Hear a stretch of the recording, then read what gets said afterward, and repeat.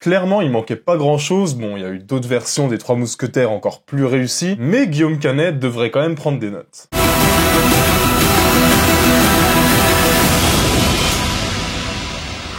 Bonjour à tous, je suis allé voir le film qui va sauver le cinéma français. Le deuxième film français à plus de 65 millions de budget qui est sorti ces derniers mois. La première partie de l'adaptation d'Alexandre Dumas, Les Trois Mousquetaires d'Artagnan. Un film qui est réalisé par Martin Bourbulon, c'est le réalisateur qui est derrière Eiffel. Et pour moi, c'est pas vraiment un super bon signe, parce que j'ai quand même eu beaucoup de mal avec Eiffel, qui à mon sens passait un peu à côté de son sujet. Mais ce qui faisait que je gardais un petit peu d'espoir pour Les Trois Mousquetaires, c'est bon, déjà évidemment le casting, le fait que Eiffel, même s'il n'était pas vraiment réussi pour moi, arrivait à se démarquer par l'ampleur de sa reconstitution, donc là-dessus, j'avais pas vraiment de doute. Et puis, ces premières bandes annonces qui m'ont quand même montré qu'on était sur un film qui savait filmer son budget, quoi. Le roi n'a pas d'amis. Il n'a que des sujets et des ennemis. Alors l'histoire, elle est assez fidèle au bouquin d'Alexandre Dumas. On va donc suivre principalement D'Artagnan, qui est joué par un François Civil, comme d'habitude assez excellent, qui est un jeune homme un petit peu fougueux et qui rêve d'intégrer le corps des mousquetaires de Louis XIII. Il va arriver à Paris, il va rencontrer Athos, Porthos et Aramis, qui sont eux des mousquetaires déjà établis, et il va se retrouver au cœur de complots politiques qui opposent le cardinal de Richelieu, qui cherche à dérober le pouvoir de Louis XIII, c'est-à-dire Louis Garrel. Donc bon, vous voyez le casting, vous savez que ce film a coûté plus de 70 millions, la première chose que vous êtes en droit de réclamer, c'est du grand spectacle, vous allez en avoir. 3 duels en 3 heures avec 3 mousquetaires. Monsieur Athos a le droit de me tuer en premier, Monsieur Porthos en second et Aramis en dernier. Je vous prie de m'excuser par avance si je ne peux contenter tout le monde.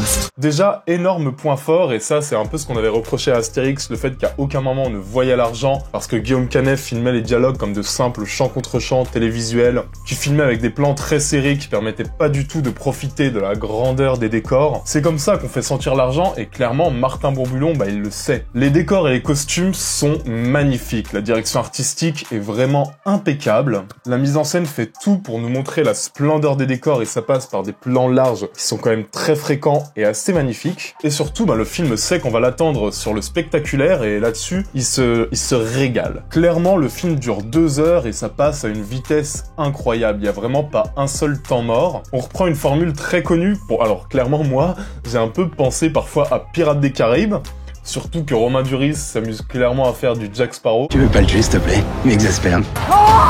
Mais on reprend la formule très très connue du humour, divertissement, spectaculaire, qui a fait ses preuves et qui ici marche à merveille. Clairement, le rythme est hyper bien géré, les 2 heures passent comme une lettre à la poste. Mais le spectaculaire, c'est pas juste ne pas s'ennuyer, c'est parfois être carrément scotché par la mise en scène, par la photographie, et par les scènes d'action. Et là-dessus, encore une fois, ça me faisait un peu peur, mais c'est hyper réussi en fait. Alors on est sur des combats qui sont filmés principalement à l'épaule, avec des plans séquences, donc on évite un petit peu un découpage trop présent. On va clairement privilégier l'épique, ça passe par des acteurs hyper impliqués, et ça passe par des vraies séquences d'action qui durent, et qui, oui, profitent du décor, profitent du savoir-faire de la réalisation. Juste un petit reproche, moi je trouve qu'il y a quand même beaucoup de caméras épaules, et que parfois les cadres sont quand même très très serrés, ce qui est censé apporter pas mal de dynamisme, mais je trouve que quelquefois on perd un petit peu en visibilité, mais là c'est du détail, parce que dans la capacité qu'a eu le réal à filmer l'action, ça fait largement la blague.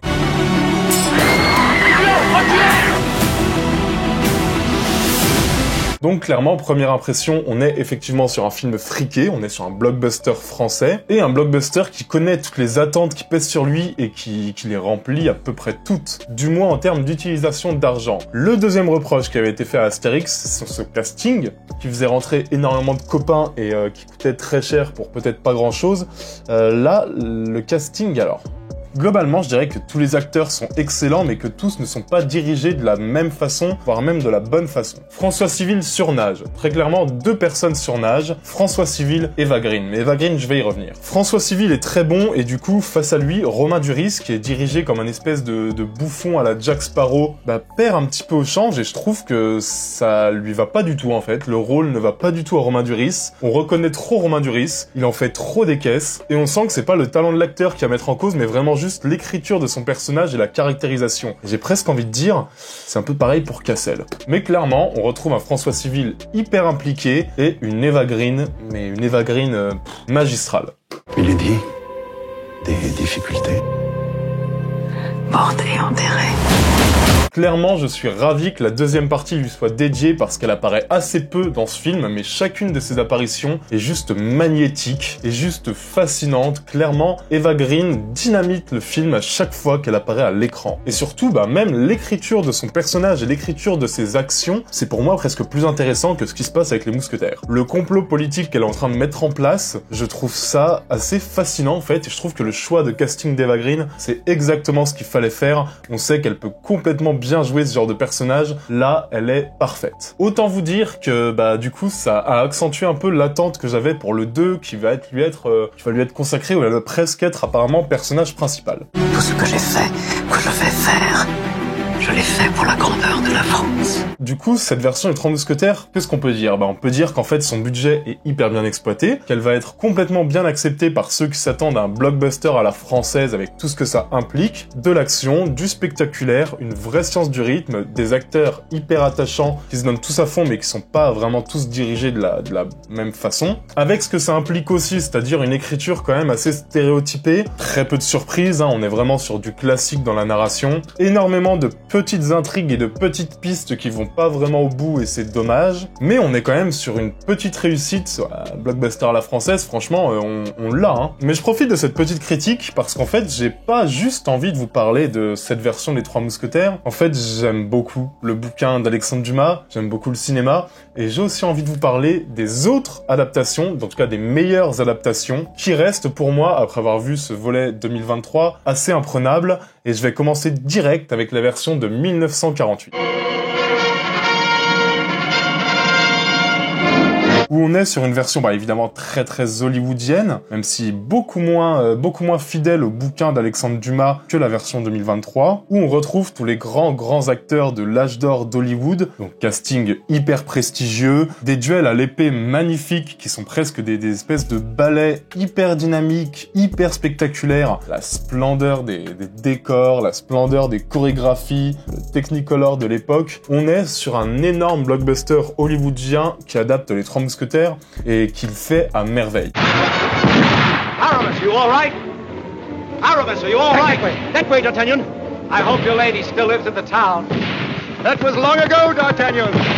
Long ago! Qui, comme la version 2023, reste assez classique, c'est vrai. On y retrouve tous les passages obligés du genre, mais filmés avec une photographie impeccable, avec une mise en scène qui est hyper spectaculaire, avec une sorte de bonne humeur hyper communicative, et avec un D'Artagnan, alors ça, vous allez le voir aux quelques extrêmes, et qui est complètement juste hallucinant, quoi. Joué par un Gene Kelly qui s'implique à fond. Bon, alors là, tu sais que t'as un gros blockbuster hollywoodien hyper rythmé, qui va être un vrai plaisir à voir. Si vous avez envie de continuer l'expérience des Trois Mousquetaires, foncez sur ce film. De toute façon, c'est le grand classique. Je pense que c'est la première adaptation qui vient en tête quand on parle de l'adaptation des Trois Mousquetaires. Il est assez fascinant.